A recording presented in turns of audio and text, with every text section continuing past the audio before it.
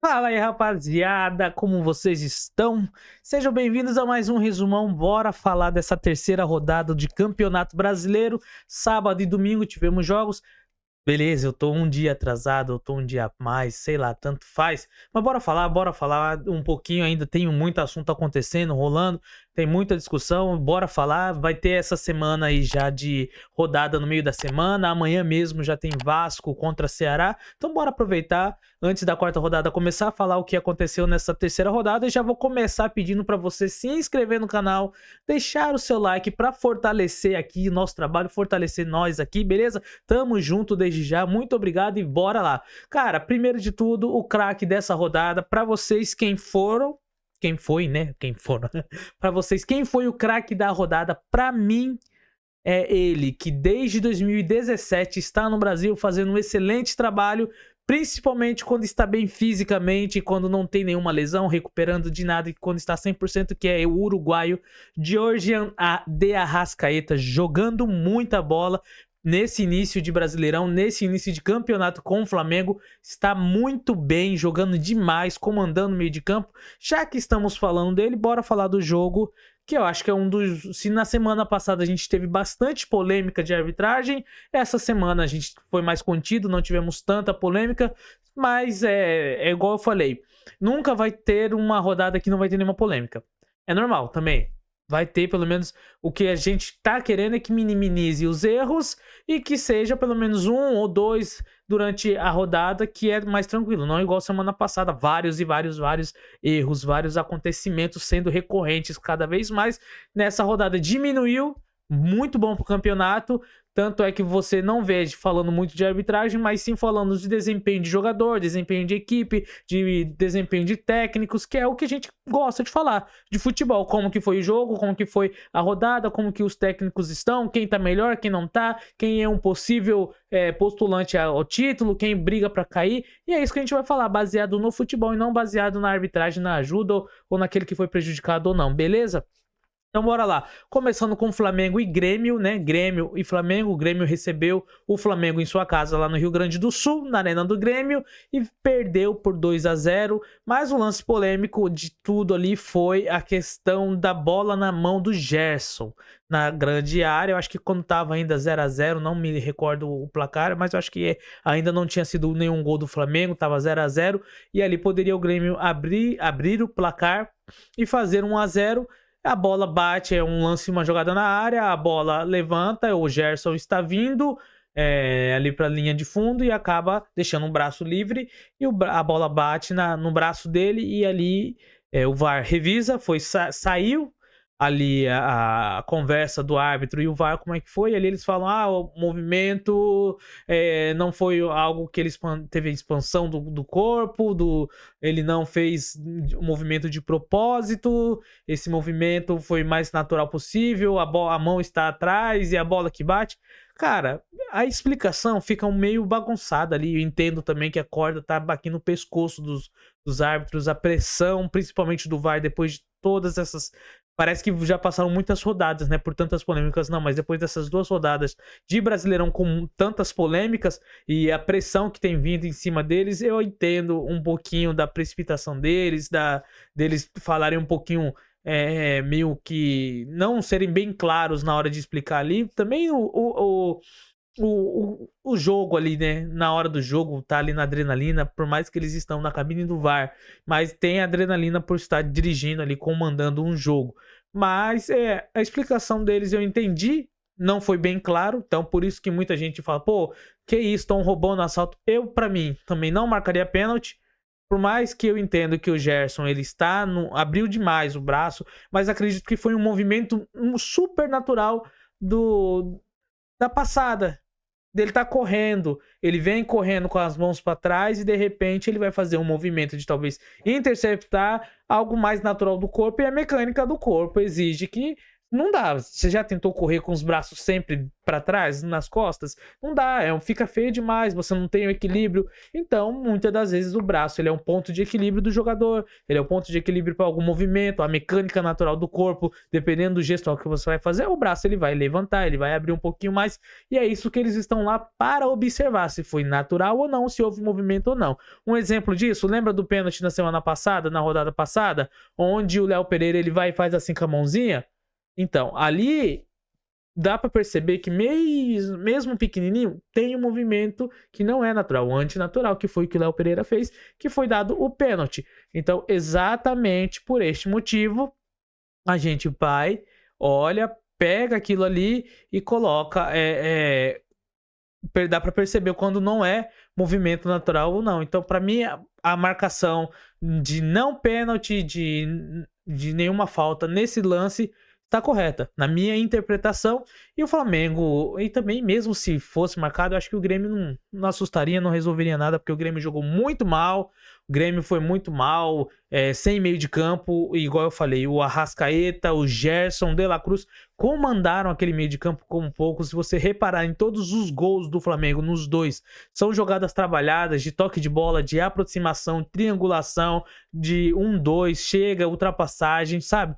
Um vareio de bola. Foi muito legal, muito bonito, né? Ver esse futebol do Flamengo, o futebol do Felipe Luiz, né? O futebol que ele tem imposto ali com o time dele de pressão, da linha mais alta, dos zagueiros, de pressionar o adversário, de retomar a bola mais. Então é bonito quando funciona, quando o Flamengo joga bem. E o Flamengo está agora na liderança ali, procurando não sair mais dali, porque é um dos candidatos, sim, favoritaço ao título deste Brasileirão. Ainda mais o Flamengo sendo o campeão da Copa do Brasil, estando bem, campeão carioca, campeão da Supercopa do Brasil, chega muito forte para esse campeonato brasileiro, beleza? Então 2-0 Flamengo, 2 gols ali de Arrascaeta. Agora voltando para o sabadão, bora falar de Juventude e Ceará. Juventude vence mais uma vez no Alfredo Jaconi. Cara, o Juventude lá no estádio deles não tem para ninguém. É uma sequência muito boa de vitória, é um aproveitamento muito bom lá, mesmo contra times da elite, dos 12, assim, dos grandes 12 do Brasil. É um time muito forte. O Ceará saiu na frente com o Ailon e depois Luiz Gustavo empatou ainda antes do fim do primeiro tempo. E o Matheus Babi, que jogou no Botafogo, foi lá e virou o jogo para o Juventude, dando a vitória por 2-1 em cima do Ceará. Juventude com as suas 2 vitórias e, por incrível que pareça, as 2 vitórias em casa. Então, nós sabemos que o fator casa é muito importante ali para o Juventude, e eles são muito fortes em casa mesmo. Red Bull Bragantino e Botafogo. Este jogo eu confesso que eu não vi, então eu não vou tecer muitos comentários a respeito dele. Vou somente falar aqui o placar. Sacha faz 1-0 ali, vitória importantíssima do Bragantino, que não vem bem. Acredito que o Bragantino neste ano vai brigar mais uma vez para não cair, talvez mais difícil ainda do que foi a briga no ano passado, escapando no finalzinho. Palmeiras e Corinthians, o clássico, né? O clássico que está ainda muito, assim, estava muito inflamado por conta da final do Paulista, né? Recentemente ainda, faz pouco tempo, menos de 3 semanas ali, o clássico que foi decisão do Campeonato Paulista neste ano. Palmeiras fez, na minha opinião, o melhor jogo dele no ano. O Palmeiras não estava tendo boas atuações no Paulista, estava sendo muito inconstante, né? Não estava sendo muito irregular as performances, né? Os jogos, tinha jogo que jogava mais ou menos, tinha jogo que jogava mal e vencia, tinha jogo que jogava não jogava bem, mas fazia o simples e acabava. Mas esse jogo foi um jogo muito bom, dominaram o Corinthians de uma forma onde o Corinthians não conseguiu jogar, onde o Corinthians apenas deu um chute, finalizou uma vez só a bola no gol, em direção ao gol, onde o Corinthians não teve espaço, foi sufocado pelo meio de campo do do Palmeiras, os atacantes do Corinthians ficaram presos ali, encaixotados na defesa, na marcação dos jogadores ali do Palmeiras, da defesa do Palmeiras, e o Palmeiras jogou muito bem, o Palmeiras foi bem equilibrado, o Palmeiras decidiu a partida logo no início do jogo em 2 finalizações de fora da área. Eu vi algumas páginas corintianas, alguns torcedores corintianos colocando muita culpa no Matheus Donelli. Cara, eu não acho que ele errou tanto. Eu não acho que os gols foram tão defensíveis assim. Se vocês estão comparando ele ao Hugo, cara, não tem comparação. O Hugo muito melhor, envergadura muito maior, um goleiro muito mais preparado.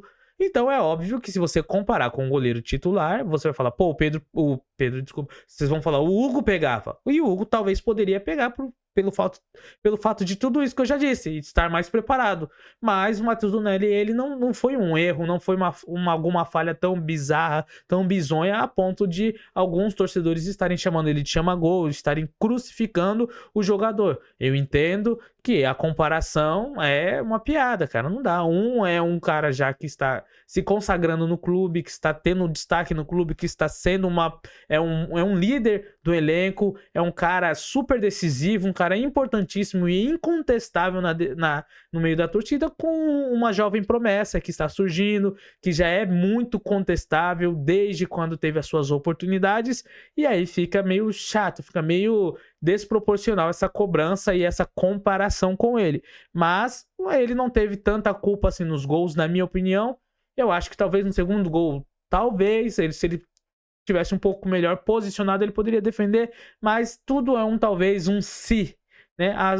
Se também o Hugo tivesse no gol, poderia que o Hugo frangasse, tomasse um gol, sofresse esses mesmos gols, e aí vocês estariam falando o quê? Que o Hugo chama-gol, que o Hugo não serve para ser goleiro do Corinthians. Então tem que levar em conta e também os adversários. O Palmeiras jogou muito melhor. Vitor Roque, embora não tenha feito gol, eu acho que é uma das melhores partidas deles, participando tanto no ataque, quanto na armação, quanto na parte de pressionar, quanto na parte ali de vir de trás, fazer a transição, fazer o facão, puxar a marcação, deixar confusa. Tem a estreia do Paulinho. Paulinho estreou depois de um bom tempo de contratação, se recuperou da lesão, se recuperou daquilo que estava impedindo ele de já ter estreado pelo Palmeiras, estreou, acredito que tem muito ainda de pegar de ritmo de jogo, muito tempo parado, mas assim que entrosar com o Vitor Roque, pode formar uma dupla de ataque muito interessante.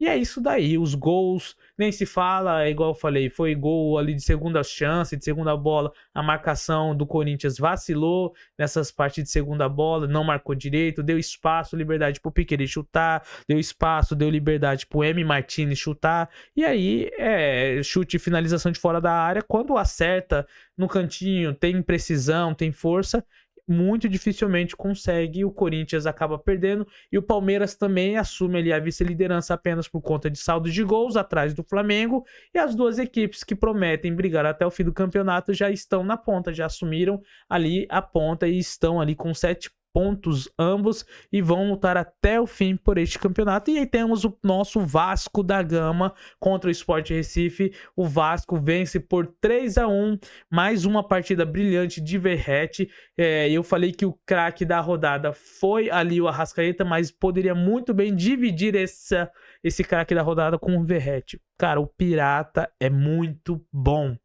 É o melhor centroavante do Brasil hoje, é o Verratti, o Pablo Verratti. O que esse cara é bom no jogo aéreo, o que esse cara é brigador, não à toa, é o xodó da torcida do Vasco. Mesmo o Vasco do Carille não jogando muito bem, cara, não armando, é muito dependente do Verratti. Se o Verratti está fora, esse Vasco perde 40%, 50% do seu poderio ofensivo, se não mais.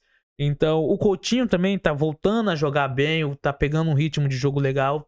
Torcer para ele não machucar, não lesionar, porque ultimamente na carreira dele tem sido assim, ele começa a ter uma sequência legal de jogos, começa às vezes a pegar algum ritmo e acaba vindo uma lesão muscular, e ali já eu acho que desanima ele, e assim ele começa mais uma vez a percorrer aquele caminho da recuperação e voltar ao bom futebol. Então ele está indo tá entrando nos trilhos, tá jogando legal, mas essa vitória assim do Vasco o placar 3-1 não é muito proporcional àquilo que o Vasco jogou. O Sport jogou muito bem. O Sport conseguiu jogar muito bem. Só que o Sport, infelizmente, não tá tendo sorte, cara. Já foi algumas rodadas prejudicado ali pelo São Paulo com o pênalti, mas ali o São Paulo não fez o pênalti. Foi prejudicado ali contra o Palmeiras, onde ele também jogou muito bem. E mais uma vez, eles jogaram muito bem. Tiveram a posse de bola, mas não souberam criar em algumas determinadas oportunidades, finalizaram mais, mas não foram finalizações certas no gol, então desperdiçaram muita finalização, sabe? Não foram tão precisos, e é aquilo. Do outro lado tem o Verratti. Taca a bola no Verratti, torce para ele ficar em condição e fazer o gol. E é isso que acontece. Ele vai e faz o gol. Ele faz o gol aos 30 minutos, depois aos 40 minutos ele faz 2-0. Aí tem um gol contra do Hugo Moura, diminuindo para 2-1. E ali quando você imagina que o jogo vai ficar muito pegado e começa a ficar mais pegado, a probabilidade, você olha e fala, pô, o Sport vai empatar. Ali o Vasco consegue tirar com o Ryan um gol. Ali o Payet dá assistência, faz o gol que dá tranquilidade de vitória. 3-1 ali para o Vasco, e o Vasco vence mais uma, cara. Em 3 jogos, 2 vitórias do Vascão. Vascão com 5 gols feitos do Vasco. Então o Vasco começa consideravelmente bem, baseado naquilo que tem jogando, que está jogando, e baseado no técnico que tem, né? Daqui a pouco, eu acho que mais umas vaciladas, mais umas declarações erradas e polêmicas ali do Carille, ele vaza, ele cai fora. Bora falar de Bahia e Mirassol já no domingão? Cara, é notório o cansaço do Bahia. O Bahia, em 3 meses, já fez mais de 24, mais de 25 jogos, se não me engano. Se for ver ali a proporção, é um jogo a cada 3 dias. Então, fisicamente, o Rogério Ceni foi na coletiva, reclamou, falou mesmo ali da coletiva que é uma sequência de jogo muito grande, ainda mais eles por serem time do Nordeste, a logística, muita viagem. Se vai jogar com o time de São Paulo, pega uma viagem muito longa de avião. Vai jogar com o time do Sul, é uma viagem muito longa, sabe? Então, esses times os times do Nordeste sofrem muito com isso, com a deslocação, com deslocamento, né? Para ir, tanto o Sport, Fortaleza, Ceará, o Bahia, Vitória, esses times vão sofrer ao longo do campeonato, ainda mais por terem um elenco pequeno, considerável aos outros. Talvez em exceção aí seja o Bahia e o Ceará, e o Fortaleza, e o Ceará também, que tem alguns jogadores, mas não tão de qualidade assim, comparado ao Fortaleza e ao Bahia, né, no nível de contratações. Mas o Bahia vem sofrendo e vai sofrer porque está em muitas competições, está chegando em muitas competições. Foi muito bem no campeonato estadual, foi campeão, então jogou todas as etapas, muitos jogos. Tem a Copa do Nordeste, jogou a Copa do Nordeste, está no campeonato da Libertadores, está no Campeonato Brasileiro, está na Copa do Brasil e pode, dependendo de onde ele for chegando, ter uma sequência de 70, 80 jogos no ano. Algo que eu acho que seria a primeira vez na história do clube jogar tantos jogos assim. Ainda bem que tem agora um plantel muito maior por conta dessa parceria com o Grupo City de contratações. Está contratando bastante jogadores, tem jogadores qualificados, bons jogadores, mas independente, não são todos os clubes que existem, não são todos os jogadores que aguentam, vão ter lesões, haverá lesões, uma na sequência da outra. Rogério Ceni já tem um grupo já lesionado de jogadores importantíssimos para ele, mas ele está fazendo o que pode com o que tem, e mais uma vez o Eric Pulga salva o Bahia, faz ali o gol do empate depois de ter sofrido o gol do Gabriel aos 17 minutos, faz o gol do empate. Ali tem um gol que o David faz anulado e tem um outro gol anulado pelo VAR também do Yuri ali pelo Mirassol, o empate 1-1. Mirassol, que estreante na competição, começou perdendo, agora tem um empate. E é isso aí, o Mirassol, acredito que a luta dele seja pela manutenção dele no Campeonato Brasileiro. Já perdeu um jogo e agora empatou 2 jogos, então vai ser assim. Vai seguir lutando ali, né? O campeonato do Mirassol, infelizmente, é esse, de manutenção. É a primeira vez na Série A, então tem que ver como é que tá aprendendo, tá observando como que está a movimentação, vai se provar, cada jogo vai ser uma prova de fogo mesmo para ver o nível deles, se eles conseguem ou não, mas é isso daí. São Paulo e Cruzeiro, duas equipes vindo muito mal. A novidade do lado do Cruzeiro foi o Dudu e o Gabigol no banco, e do lado do São Paulo, sem Caleri, sem Pablo Maia lesionado, sem Oscar lesionado, sem Lucas Moura lesionado, então, e sem o Luiz Gustavo também afastado por questões médicas ali, o problema no coração, a embolia, né? Mas o São Paulo de Zubeldia, cara, muito mal. Não dá pra defender. O Zubeldia já tinha feito uma demonstração pavorosa na Libertadores contra o Alianza Lima no Morumbi, vencendo por 2-0, 2 gols do Ferreirinha, tira o Ferreirinha, e mais uma vez o Ferreirinha faz um gol. O primeiro tempo muito fraco, o primeiro tempo sonolento das duas equipes jogando muito mal. Zero criatividade de um lado, do outro lado também zero criatividade. Algumas poucas finalizações. Em algum momento parecia que o Cruzeiro poderia fazer um gol, no outro momento o São Paulo também, mas não assim por conta da criatividade das equipes, porque as equipes estavam criando, mas sim por conta das duas equipes defensivamente querendo entregar a paçoca, muito medrosa. E ali num baita cruzamento do Cedric, numa jogada de linha de fundo ali, o São Paulo faz o gol de cabeça com o Ferreira. Ferreirinha vai lá e faz um gol, e sofre também um gol bobo ali do Caio Jorge, uma cobrança de escanteio, sabe? A defesa muito mal organizada, sem Arboleda também, com o Juan Tressoldi no lugar. O Juan moscou ali e acabou permitindo com que na pequena área ali o Caio Jorge fosse oportunista e aproveitasse do lance e fizesse o gol. Então é aquilo, o São Paulo já está... O Belmonte está garantindo São Paulo, o Zubeldia até domingo no clássico ali contra o Santos, cara, mas não sei não. Próximo jogo é contra o Botafogo, no meio de semana. Se perder, já aumenta a pressão, ainda mais agora com o Dorival livre. Se perder ou empatar contra o Santos, aí já acredito que não tem como segurar mais. Eu acredito que se perder, dependendo de como for a derrota para o Botafogo, já acaba sendo demitido. Talvez o técnico ali, o Dorival, acabe voltando já contra o Santos ali. E o Santos, esse que jogou contra o Fluminense, retorno do Neymar. O que foi mais de legal nesse jogo? Cara, foi a provocação do Samuel Xavier, a treta entre o Samuel Xavier e o Neymar. Que o Neymar acaba ali num lance ali, o juiz apita, marca uma cotovelada dele no rosto do Samuel Xavier. E ali o Samuel Xavier faz aquilo que todo jogador faz quando leva sente uma mão no rosto, alguma outra coisa no rosto, se joga, rola, parece que levou um soco, foi a nocaute. E ali o Neymar, muito bravo por conta de tudo isso, eu acho que levou cartão amarelo, e ali sai reclamando, sai esbravejando, e tem a discussão entre os dois, e começa a ter o embate pessoal entre os dois no jogo. Por que eu tô falando isso? Porque o restante do jogo não aconteceu nada. O restante do jogo foi um jogo morno, sabe? O jogo ficou mais quente nesse momento, e no finalzinho, na hora que o Neymar entra, e por conta dessa jogada, por conta dessas atitudes, desses dois embates entre Neymar e Samuel Xavier, e ali tem o empurra-empurra, o briga-briga, sabe, o Neymar faz uma falta, e discussão, e segue discussão, cara, e pra ele, ironia do destino, ali pro azar do Neymar, numa jogada que parecia ser perdida ali, o jogador do Fluminense vai cruzar a bola na área, a bola, acho que é o Kenner, vai cruzar a bola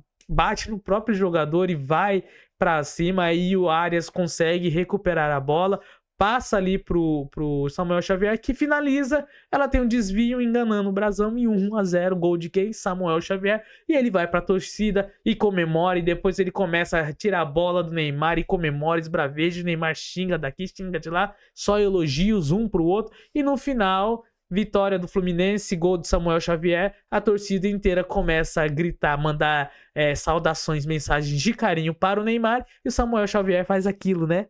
Comemorando com a torcida. Cara, eu acho isso maneiro, eu acho isso demais. Acredito que você também goste muito disso, dessas provocações, dessas briguinhas somente dentro do campo. É muito legal, É o famoso trash talk, né? A gente vê no basquete falando, uau, que maneiro. Muita gente falou, uau, que demais. Nossa, o Romário fazia isso. E hoje, às vezes, a gente vê e os caras não aceitam. Os próprios caras que pedem isso, os jogadores que falam que o futebol tá muito chato, quando vê isso, não gosta, né? E a torcida pesa e começa a ir pra cima do jogador. Cara, e é demais. Se a torcida não gosta, começa a provocar o jogador, desde que seja com respeito, entre aspas, assim, sem passar aquela linha, né, do aceitável para o inaceitável, ou a um ponto onde chegar ofensas reais, ameaças reais contra a família, contra a vida do cara, enquanto tá lá na zoação na internet, cara, segue o jogo. E futebol é isso, futebol é alegria, né, ousadia e alegria,